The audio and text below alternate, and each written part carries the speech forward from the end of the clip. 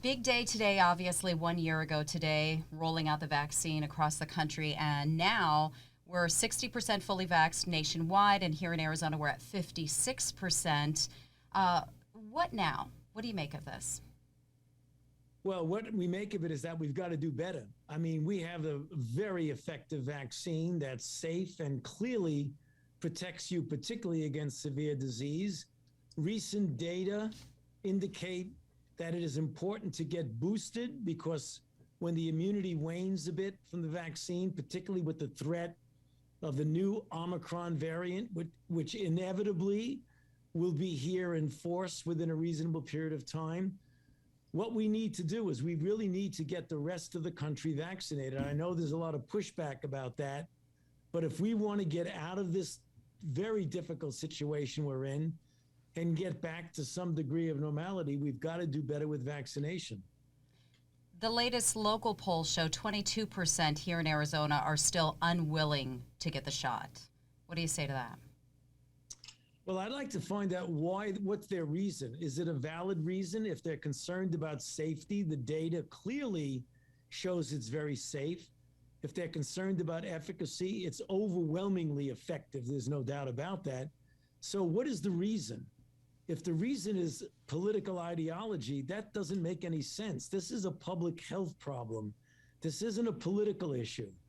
People are dying. We have 785,000 deaths thus far in the United States, the worst outbreak of an infectious disease in over 100 years.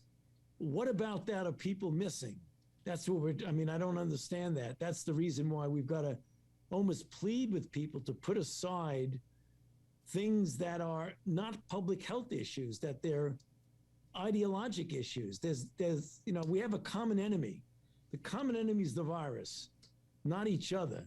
So let's crush the virus and then go back to the differences that you'd like to express, but don't give the virus the edge on us, which is that's happening when people don't get vaccinated. Arizona is not the only state where you're meeting resistance. So do you think the federal vaccine mandate is creating more hesitancy? No, I don't think it's creating. I think the people who've been hesitant have already made it clear that it doesn't appear to be anything you're going to do to get them to change their mind. I think a certain subgroup, if they get more information, might change their mind, which is good. But, mandate, the word mandate's radioactive. You want to use the word a requirement. I mean, you have a choice. If you want to be able to do something, get vaccinated. If you don't, then don't get vaccinated. But the requirements, for example, of federal workers, it really does work. We have about 97% compliance. United Airlines makes it a requirement. 99% of their employees are now vaccinated. Same with Tyson's Food. Very, very high percentage of people, when you have a requirement, get vaccinated. Omicron is here in Arizona. Most of these cases are people who were vaccinated or are vaccinated. So what do you make of that? It's not surprising. Omicron evades immunity, and that's the reason why we're encouraging the people who've been vaccinated to get boosted, because the loss in protection associated with Omicron is very nicely reconstituted, not completely, but to a very significant extent by the boosters. And that's one of the reasons and one of the great arguments for getting boosted. Have there been any real tests on people how long that immunity can last for people who had COVID naturally?